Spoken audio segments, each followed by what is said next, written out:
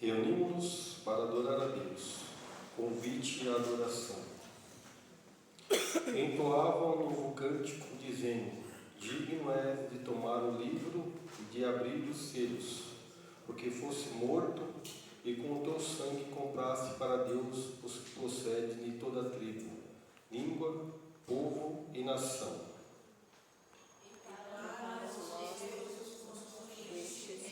Sacerdote, que reinarão sobre a terra. Digno de ouvir uma voz de Anjos ao redor do trono, dos seres viventes e dos anciãos, cujo número era de milhões e milhares de milhares, proclamando em grande voz: digno é o Cordeiro que foi morto de receber o poder e riqueza e sabedoria e força e honra e glória e louvor. Todos. Então ouvi toda criatura que há nos céus e sobre a terra, debaixo da terra e sobre o mar, e tudo que neles há, estava dizendo: aquele que está sentado no trono e ao Cordeiro, seja o louvor e a honra e a glória e o domínio pelos séculos dos séculos. Nesse momento, vamos nos colocar de pé. Vou pedir que a nossa irmã Rosana esteja levando a Deus em uma oração de adoração e gratidão ao nosso Deus. Oremos. Senhor Deus, eterno Pai, maravilhoso Deus, soberano, nós louvamos e bendizemos o nome santo, santo e santo do Senhor, Pai. Reconhecendo que o Senhor é o Deus supremo, único, criador de todos os céus, da terra, Deus que está no controle de todas as coisas. Ao Senhor pertence toda a honra e todo louvor. Nós nos rendemos a Ti, ó Pai, reconhecendo que somos fracos, pecadores, mas em nome do nosso Senhor e Salvador Jesus Cristo é que nós nos aproximamos de Ti, ó Pai. Pedimos perdão dos nossos pecados, que o Senhor aceite o nosso louvor, a nossa adoração, abençoando também, Pai, cada família aqui representada, o Teu servo que nos trará o estudo da palavra, que também, ó Pai, como inteligente, Pai, abençoe os louvores que aqui serão entoados, que possam chegar ao altar do Senhor de forma suave e agradável, ó Pai. Abençoe aqueles que não podem estar aqui, seja um motivo de enfermidade, que o Senhor venha estar visitando, confortando, consolando, aliviando as dores, ó Pai, e tomando a cada um deles em Tuas mãos, Senhor. Muito obrigado por tudo que o Senhor tem feito em nossas vidas e por tudo que o Senhor ainda há de fazer, ó Pai. Tudo isso pedimos, agradecidos, com perdão dos nossos pecados. Amém. Amém. Nesse mesmo espírito de adoração, vamos louvar a Deus com o hino de número 47.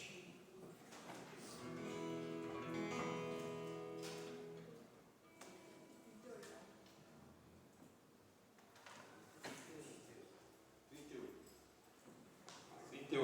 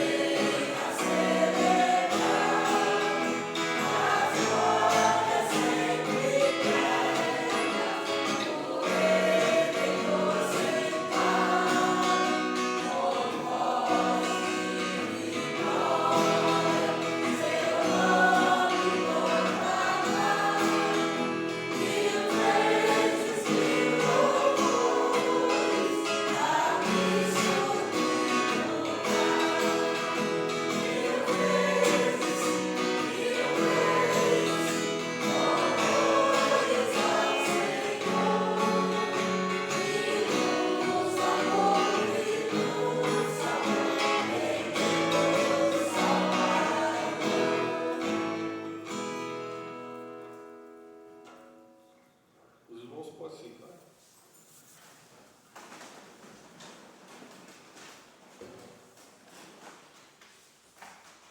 Juntos confessamos a Deus o nosso pecado. Buscar-me-eis e me achareis quando me buscar de todo o vosso coração.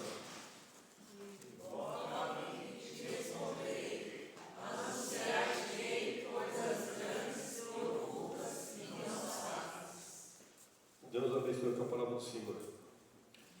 Nesse momento, vou pedir para a nossa irmã Marineide que esteja levando a Deus em uma oração de confissão de pecados. Oremos. Amado Deus, diante da tua presença, Senhor, estamos aqui, ó Pai, redimidos, para te pedir perdão pelos nossos pecados, Pai. Amém. Pelas nossas falhas, coisas que fazemos, ó Deus, que não agradam ao Senhor. Deus bendito, Deus amado, queremos, ó Pai, andar em Ti, confiar em Ti, fazer a Tua vontade. E por isso, ó Deus, pedimos a Tua ajuda, a Tua bondade para conosco. Nem merecemos, ó Pai, mas o Senhor é bom, misericordioso, e tem tido misericórdia de nós. Amém. Por conta do Teu amor, por conta da Tua misericórdia, que nos somos consumidos, Senhor. Obrigado, Deus, por esse momento que passamos aqui, diante da Tua presença, aprendendo do Senhor. E que possamos aplicar em nossas vidas, ó Deus, ensinar aqueles que não Te conhecem, falar da Tua palavra, Pai. Perdoa, Deus, os nossos pecados. Em nome do Teu Filho amado Jesus, nós oramos e Te agradecemos. Amém. Amém.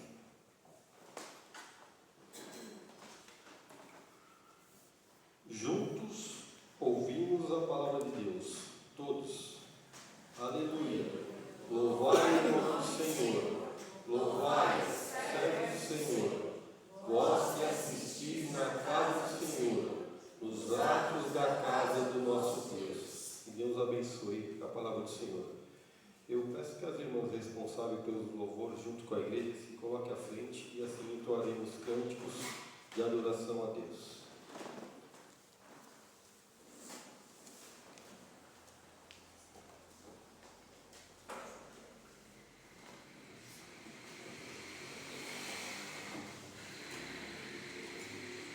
Os irmãos se colocam de pé.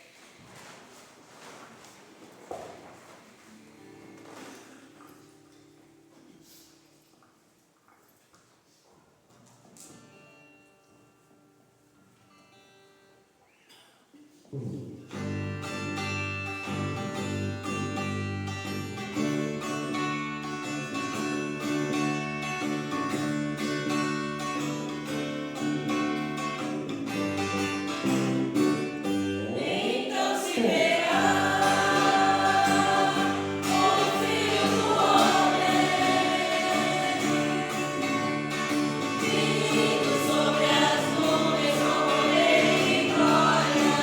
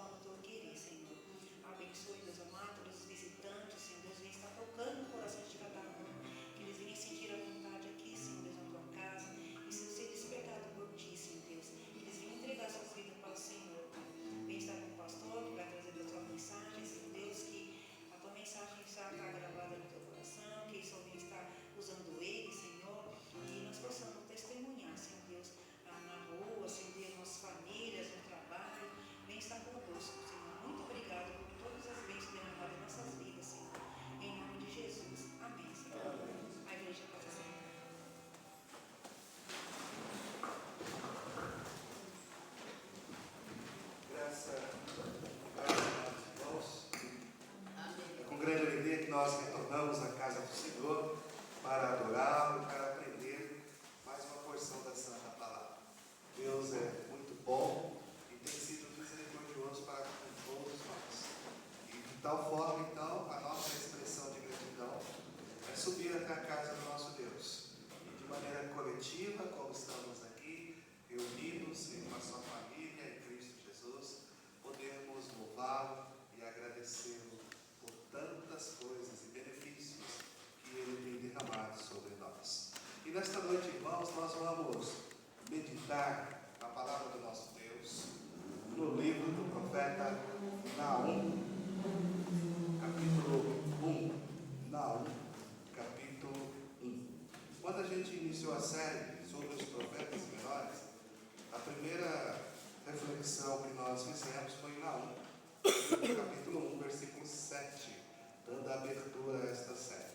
Depois a gente chegou a Jonas e ficamos aqui por 4 domingos falando sobre a maravilhosa graça de Deus.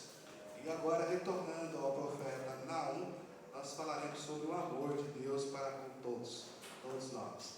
E nesta noite, o nosso título dentro do nome da série é Deus não dá tréguas para seu inimigo, mas ama e guarda seus servos fiéis. Então, este é o título da nossa noite. Vamos orar? Pai querido, nós te louvamos e agradecemos pela oportunidade de subir até a tua casa. Obrigado a Deus, porque o Senhor nos trouxe debaixo do teu cuidado e nos levará de volta debaixo das tuas asas. Confiamos no teu amor, na tua misericórdia e rogamos ao Pai que o Senhor aumente a nossa fé a todos os instantes, para que não venhamos a fraquejar na nossa peregrinação, mas que continuemos focados em Cristo Jesus. Ser com esta igreja, aqui neste bairro, que ela continue, ó Deus, sendo o farol, o luzeiro da tua palavra santa, levando a tua mensagem de esperança, a tua mensagem de amor, as boas novas, àqueles que necessitam, ó Pai, da luz, aqueles que necessitam da esperança, àqueles, ó Pai, que não têm mais a expectativa de continuar vivendo. Que esta igreja, ó Pai, seja um instrumento nas tuas mãos.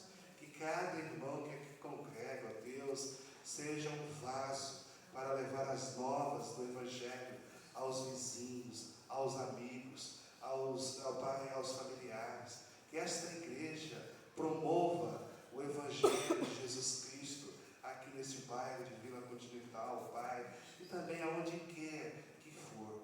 Pedimos ao Senhor que nos dê forças, dai a nós, ó Pai, resistência para continuarmos enfrentando os dias maus. Rogamos, ó Deus, pelas pessoas da nossa igreja que estão enfermas, os nossos amigos enfermos, as pessoas que confiaram em nós, pedindo para que orássemos ao Senhor.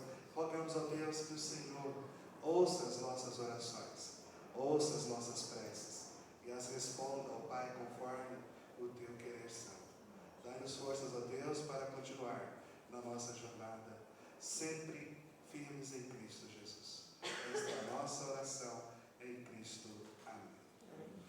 Irmãos, está na moda só falar que Deus é amor. Cânticos, hinos e pregações. Deus é amor, Deus é amor. Mas aqueles que só pensam assim, que Deus é amor, estão certos, mas estão equivocados também quanto à natureza de Deus.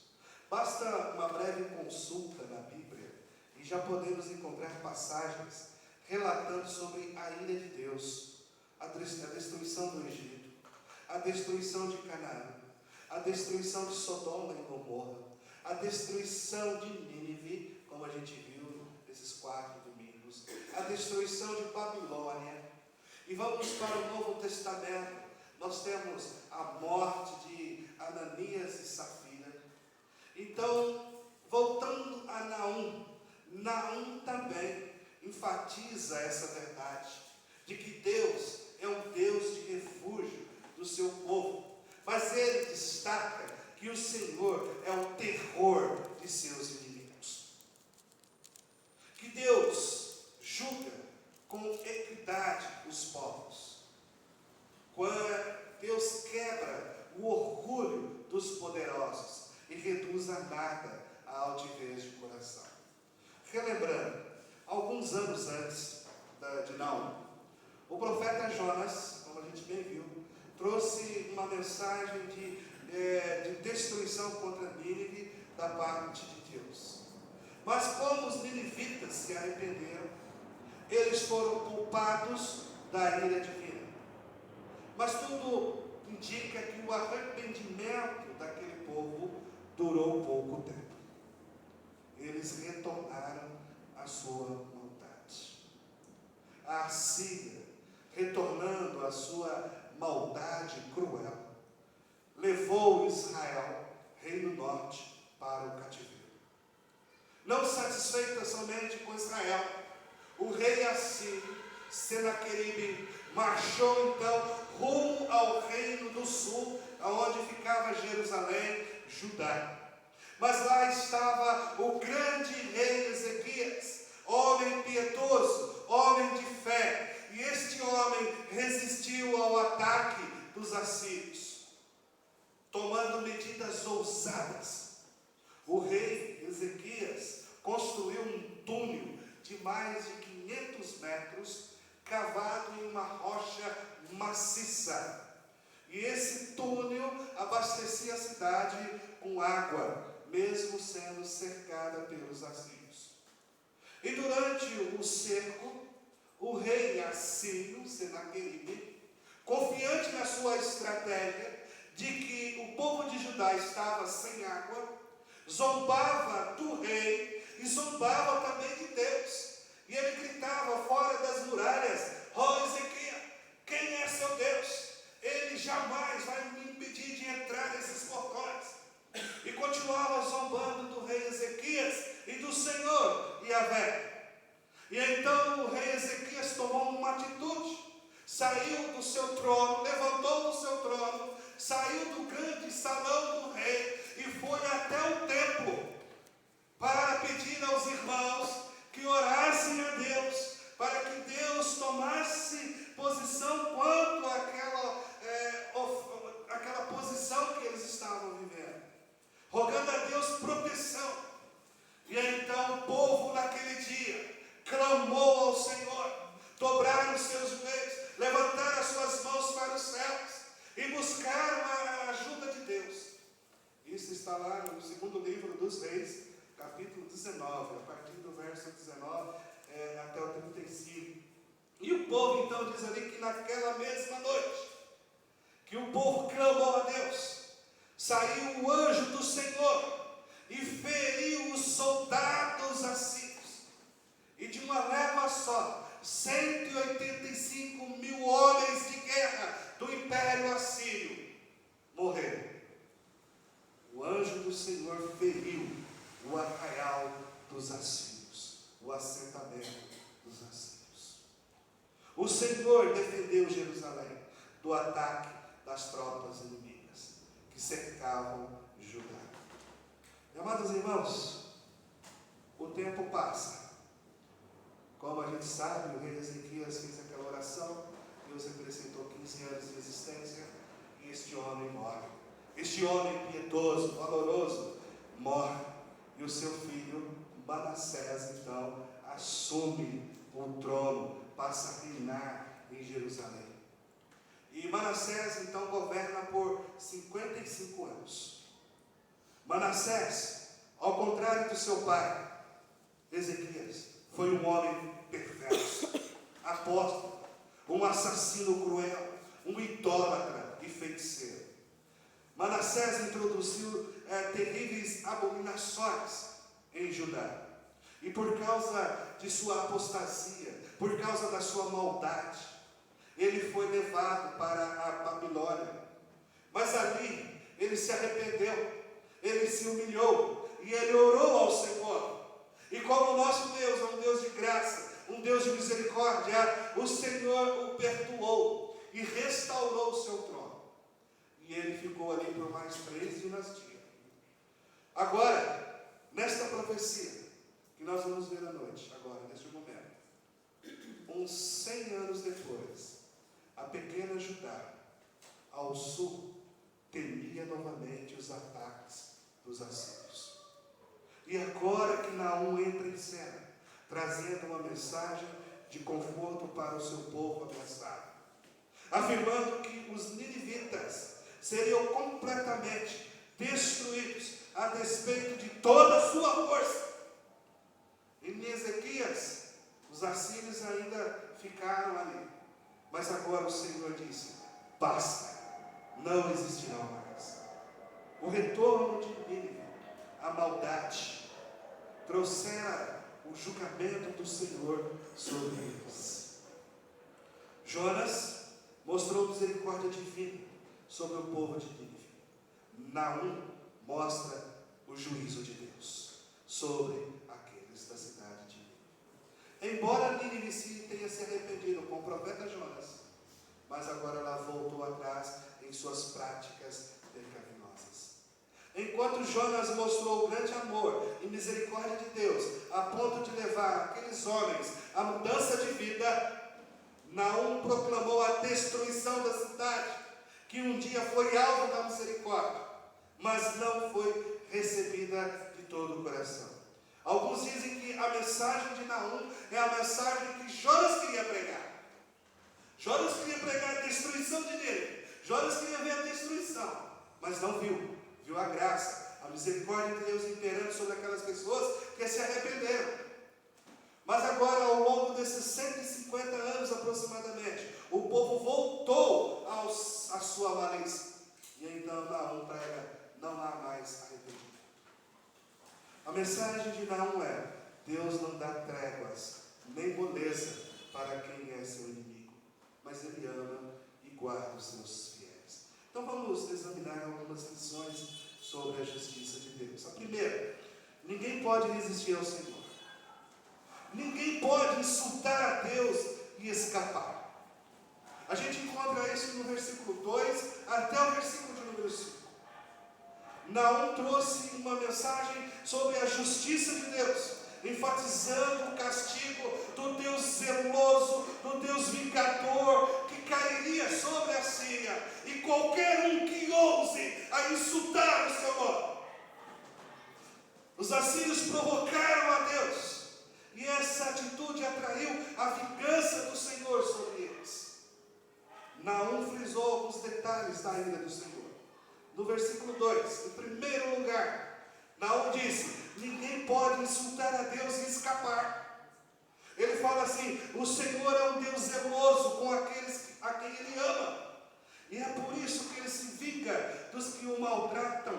Ele destrói furiosamente os inimigos do seu povo.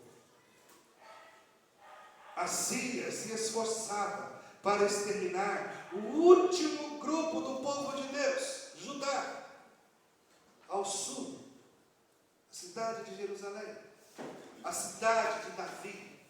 E a cidade de Davi só não caiu nas mãos dos assírios por causa da intervenção divina. A afronta contra Deus e o seu povo foi severamente punida pelo braço do Senhor. Depois, em segundo lugar, no versículo 3, partear. Quando Deus demora em irar-se, irmãos, não é sinal de fraqueza.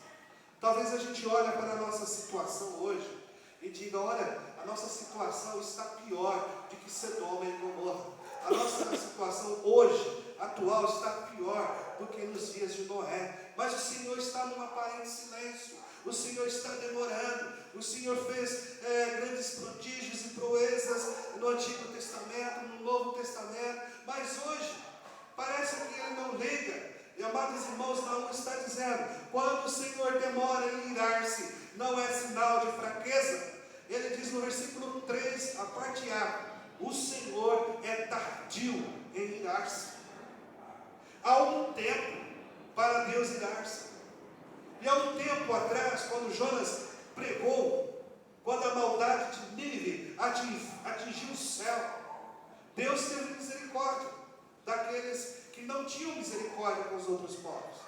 Deus, de certa forma, lá em Jonas, retardou o seu juízo.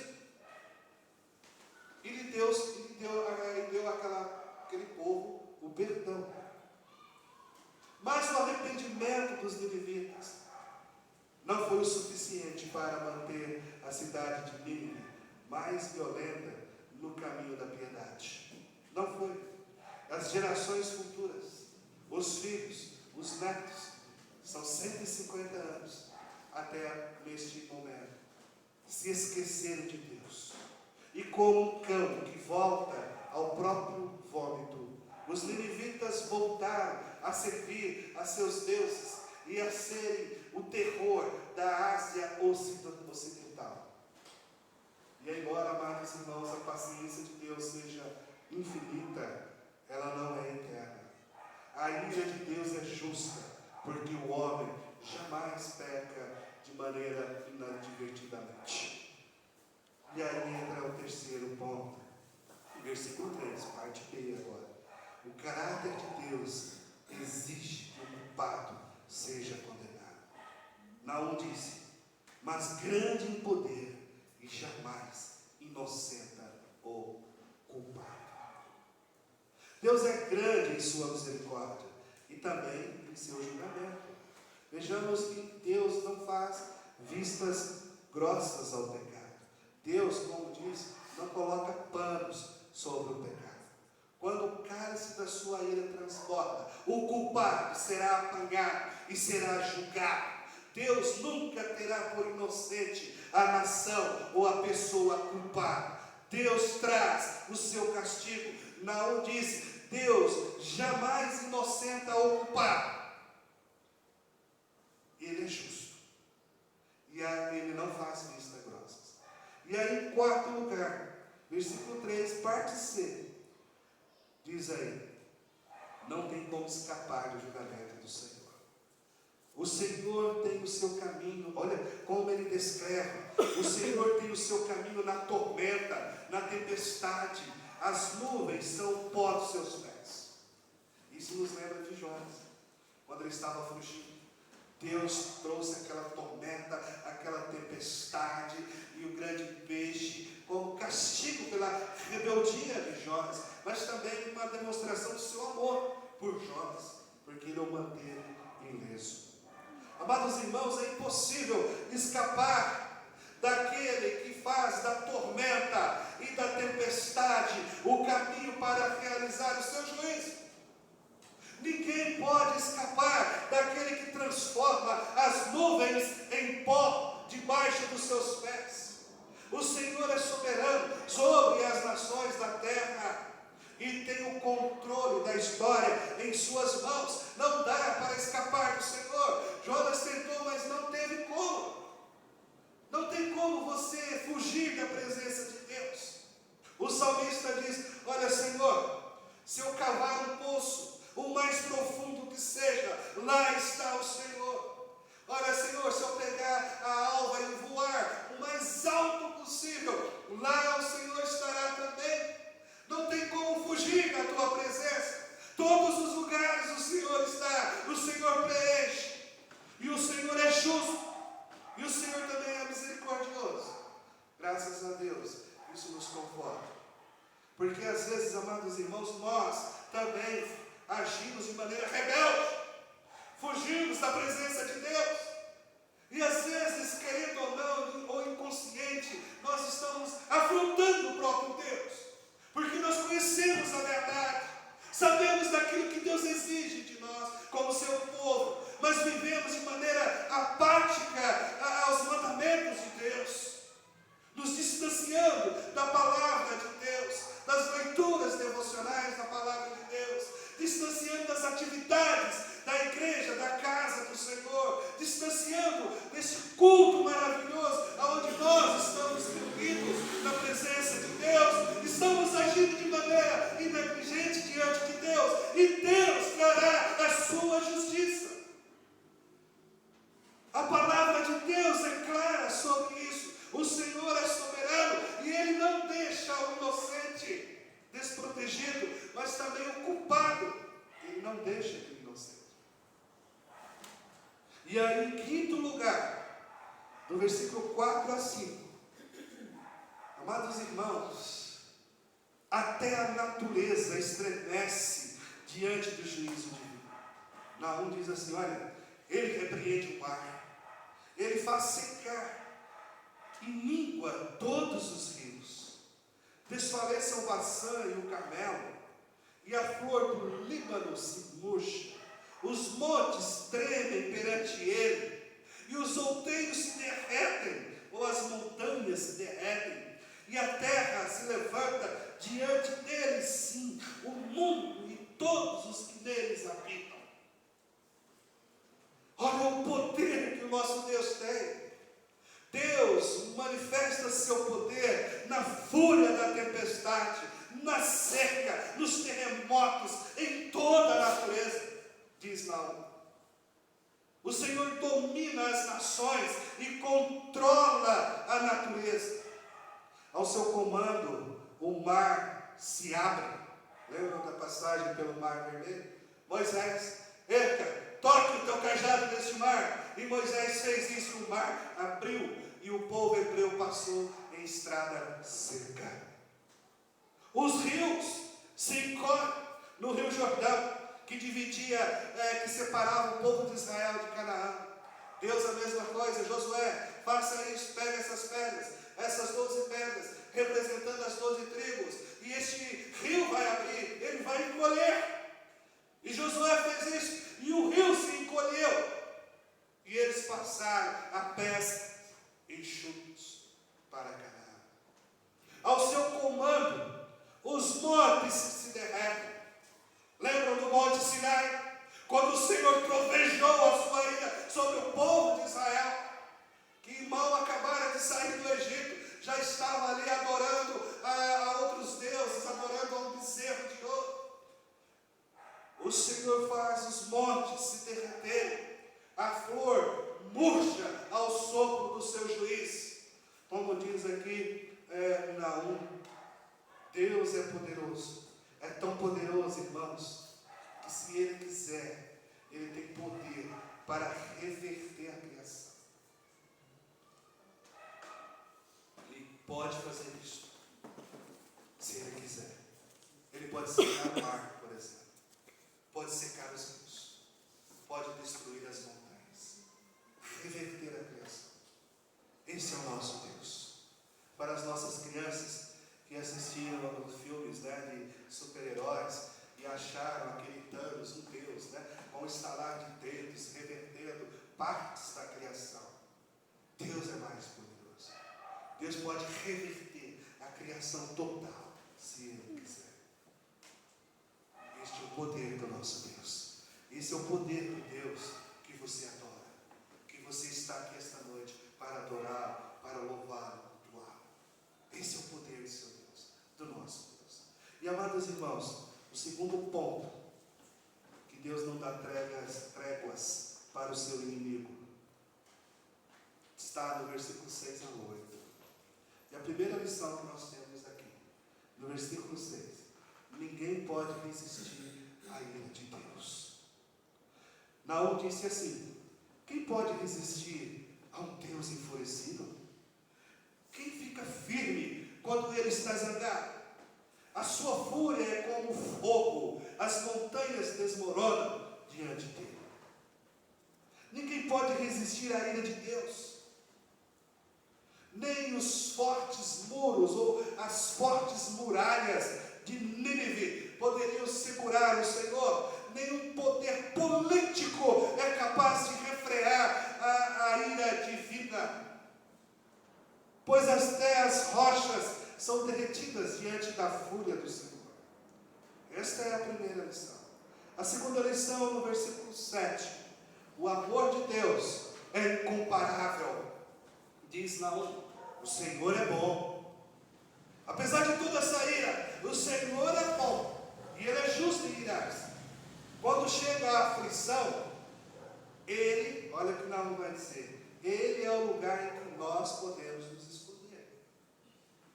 Ele esconde, ou Ele conhece todos os que nele confiam. No meio de tudo aquilo, Naum dá uma mensagem de esperança para o seu povo Judá. Ao mesmo tempo que Deus é o terror dos seus inimigos, Ele é o santo protetor do seu povo. Por quê? Porque Ele é bom. Não é porque eu sou bom que Deus me mantém sempre, mas porque Ele é bom. E Ele nos leva ao arrependimento. Ele nos oferece a sua graça. Por quê? Porque Ele é bom. E porque Ele é bom, somos cercados do cuidado e do livramento. O Senhor é bom o tempo todo, e o tempo todo Ele é bom e continua sendo fiel. Isso é, Ele é bom em todas as formas potenciais. Porque Ele é bom, Ele é a nossa fortaleza, disse Naum. Ele é a nossa fortaleza no dia da angústia. Nínive estava cercada por fortes e altas muralhas. Segundo alguns historiadores, as muralhas de Nínive eram tão largas que caberiam 2 carros lado a lado, passeando sobre elas. E muito altas. E tinha um sistema sofisticado de armamento. E Deus está ali dizendo que aqueles muros não são nada para o seu poder. A proteção do seu povo não são muros ou armas sofisticadas, mas o próprio Deus. O próprio Deus é a nossa fortaleza. Ele é o nosso refúgio, alto refúgio. É dele que vem o nosso socorro. Aquele que habita no esconderijo do Altíssimo, diz o salmista, é bem-aventurado. O anjo do Senhor acampa ao redor daqueles que temem ao Senhor. Esta é a mensagem. Deus está sobre as circunstâncias adversas, como o nosso abrigo. Ele é a nossa fortaleza em tempo ou em todo o tempo, dando-nos paz e defendendo-nos dos nossos inimigos. Porque Ele é bom, porque Ele é bom, Ele conhece os que nele se refugiam, disse não. Deus nos ama e somos protegidos por Ele das tempestades da vida. Ele jamais desampara aqueles que nele confiam. Deus é bom e justo também. E aí vem o versículo 8. Por ser justo, a sua perseguição é implacável. Versículo 8 diz assim: como uma enchente devastadora dará fim a Nínive, expulsará os seus inimigos para a escuridão. Amados irmãos, quando Deus se levanta contra aqueles que oprimem o seu povo, Ele vem como um tsunami, uma avalanche, uma enchente devastadora sobre eles. Assim como foi Nínive. Segundo o historiador grego mais antigo, Nínive estava em um dia de festa, de muita orgia, bebedice, quando de repente o rio Eufrates, ele explodiu nas comportas e veio levando todos os fundamentos da cidade de Nínive, destruindo toda Nínive, toda a orgulhosa Nínive, que escondia atrás desta muralha tão imensa e tão poderosa. Uma enchente veio e destruiu tudo que encontrou pela frente naquela noite. E aí vieram os babilônios, adentraram Nínive e saquearam o que sobrou. Acabou Nínive, destruída Nínive. Como profetizou Jonas, a cidade foi inundada. E o que sobrou da inundação foi incendiado pelos babilônios. A cidade que destruiu muitos povos foi completamente arrasada e destruída. Por quê? Porque o Senhor vem e expulsará os seus inimigos. E Ele fez isso. Depois do versículo 9 a 11, a outra verdade que nós temos é inútil resistir ao Senhor. Naum disse: o Senhor acabará com tudo o que vocês planejaram contra Ele. A destruição não precisará vir uma segunda vez. Embora estejam entrelaçados como espinhos e encharcados, olha aí, de bebida como bêbados, serão consumidos como a palha mais seca. Era uma noite de bebedice, estavam bêbados, encharcados de bebida, e a palavra de Deus, como disse lá no Salmo 1, vocês serão como palha seca. E eles foram. E aí Naum disse assim, no singular: foi você. Uma mensagem direta ao rei Senaqueribe II: foi você, ó Nínive, que saiu, aquele que trama perversidade, que planeja o mal contra o Senhor. Irmãos, não importa quais sejam os planos dessa cidade arrogante, não terá êxito. O fim da Assíria será tão devastador que ela não causará mais problemas, porque ela não vai mais existir. E de fato, até os dias de hoje, Nínive foi exterminada. Irmãos, aí no versículo 12, na verdade do 12 até o 15, a destruição dos inimigos de Deus, nós temos também a redenção do seu povo. Em primeiro lugar, a destruição dos inimigos de Deus. Diz assim: assim diz o Senhor, apesar de serem fortes e numerosos, serão ceifados e destruídos. Mas você, Judá, embora eu tenha afligido, não a afligirei mais.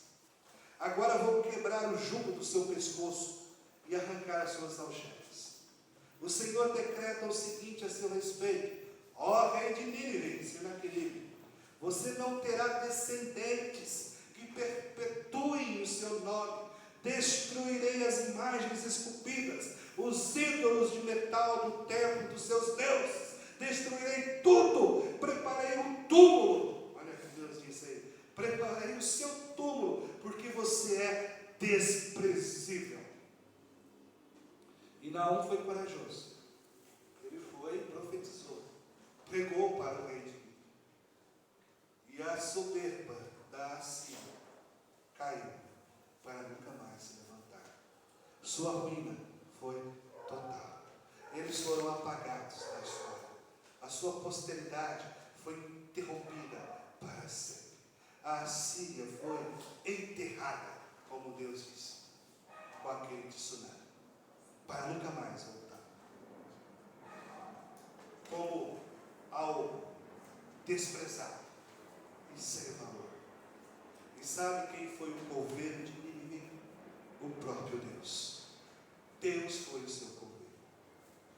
Deus sepultou Nínive debaixo daquele tsunami. E amados irmãos, por fim, nós temos a redenção do povo de Deus. Diz assim o texto, verso 13 e o verso 15, né? Agora vou quebrar o jugo do seu pescoço e arrancar as suas algemas. Verso 13. No 15, vejam sobre os montes os pés do que anuncia boas notícias e proclama paz. Celebre as suas festas, ó Judá, e cumpre os seus votos. Nunca mais o perverso a invadirá. Foi exterminado, está enterrado. Ele será completamente destruído. Irmãos, o livramento de Judá das mãos do poderoso império assírio não foi resultado de uma ação militar dos soldados judeus. Não. Nem com Ezequias e nem agora. Mas foi a intervenção de Deus. A intervenção de Deus. Lá Deus mandou o anjo, na época de Ezequias, e o anjo matou mais de 100 mil soldados. Agora Deus, novamente usando a natureza, estourou as comportas do rio, e o rio desceu levando tudo. E aí depois disso, veio o atalaia. O atalaia era aquele responsável de levar a mensagem, as novas de uma guerra para o rei. Então diz o texto que lá vem o atalaia. E o atalaia soa o alarme, anunciando uma mensagem de paz ao povo judeu. Muito feliz, talvez gritando, salteando e falando as maravilhas que Deus tinha feito. Pois o inimigo, os assírios, tinha sido derrotado. E a vitória sorriu para aqueles que, mesmo fracos, confiaram no Senhor. Os pés pertencem ao arauto que traz as boas novas. A batalha foi vencida, a opressão acabou e a paz é estabelecida. O mensageiro anuncia que Nínive havia caído, que o exército assírio havia sido derrotado e que Judá agora poderia viver em paz, desfrutar das suas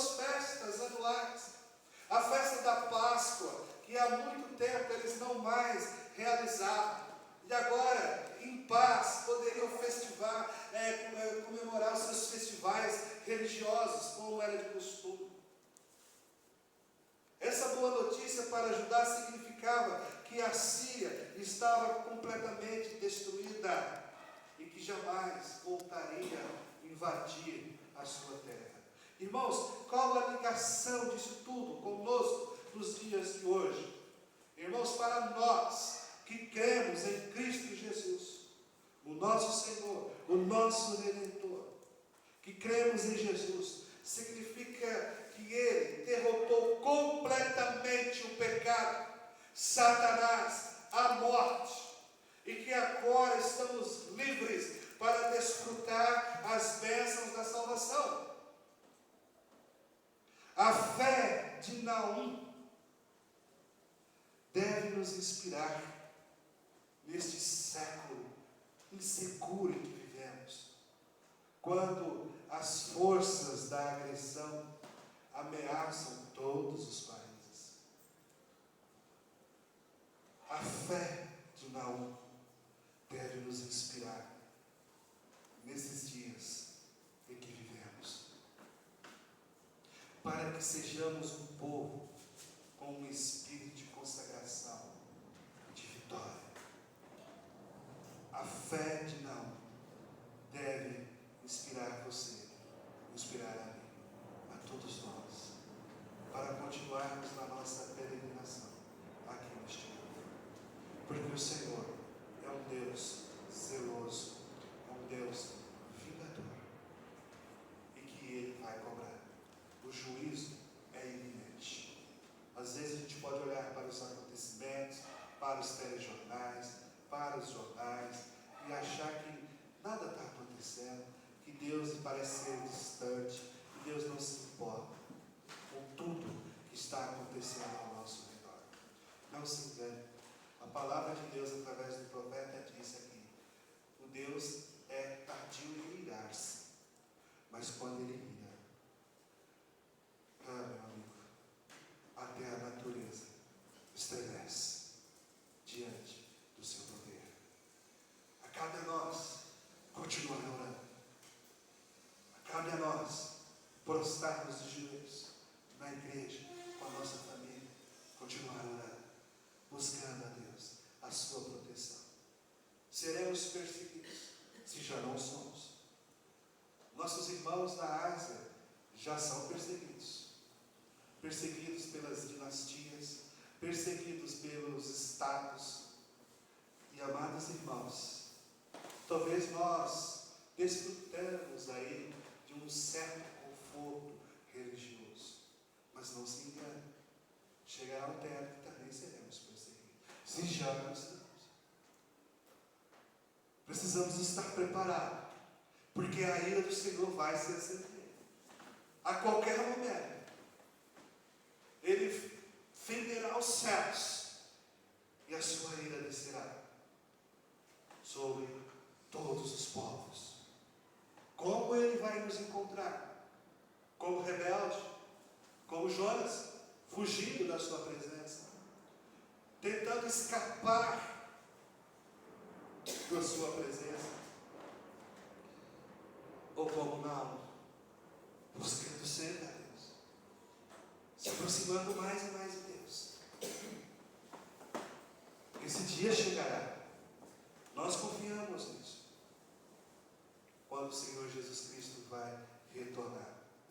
Na verdade, se tornar visível, porque Ele está no nosso meio. Eu prefiro a versão que nos diz no dia em que Jesus se manifestar, do que retornar. Porque quando eu digo retornar, dá a impressão que foi embora, está ausente, e daqui a alguns dias voltará. Não.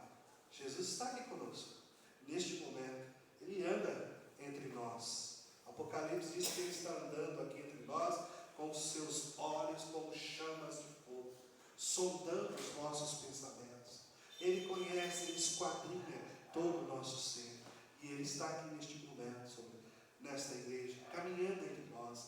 E Ele vai contigo para a tua casa. Ele habita no seu coração, na presença do Espírito Santo. Não tem como fugir.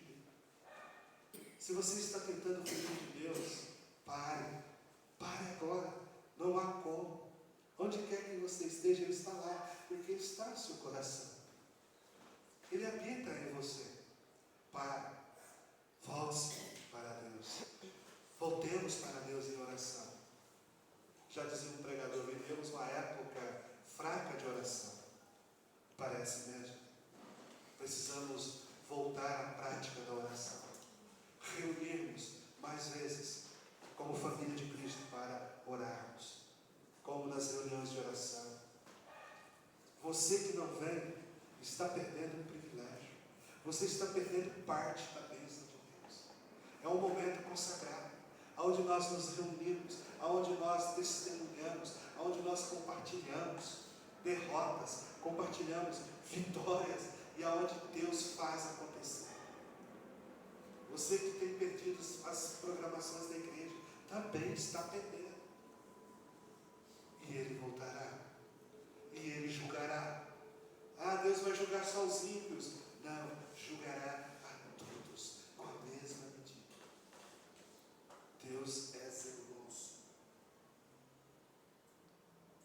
A única diferença é que não seremos julgados para efeito de condenação, mas seremos julgados para efeito de dádivas lá no céu. Então, amados irmãos, oremos, clamemos ao nosso Deus, porque esse dia que chegou para Nínive, chegará também para o nosso mundo. Lembrando que Nínive, simbolicamente, representa a todos os povos das nações do mundo. Então vai chegar esse momento em que Deus vai voltar. E nós precisamos estar preparados. O Senhor Jesus Cristo, na sua profecia, Ele disse: quando o fim dos tempos se aproximar, o amor de muitos se esfriará. Jesus está dizendo daqueles que não estão nem aí com Deus. Não. Ele está dizendo daqui de dentro mesmo da igreja. Daqui de dentro. Ele fala, quando for aproximando o fim dos tempos, o amor de muitos vão se esfriar. Por isso que nós precisamos estar vigilantes. Como Paulo diz, vigiai e orar. Vigiai e orar. Porque esse dia, tão certo como nós acabamos de cantar no primeiro cântico, Jesus virá como um raio que surge do nada, de repente. E nesse dia, como Ele vai encontrar você? Como Ele vai encontrar todos nós? De joelhos orando ou em rebeldia, fugindo da sua presença. Deus tenha misericórdia de cada um de nós e nos faça sempre mais que vencedores. Deus dê a vocês todos uma boa noite, uma boa semana. E saiba, o Deus que você serve é um Deus de amor, mas também é um Deus zeloso, um Deus vingador, um Deus de justiça. Amém? Glórias a Deus.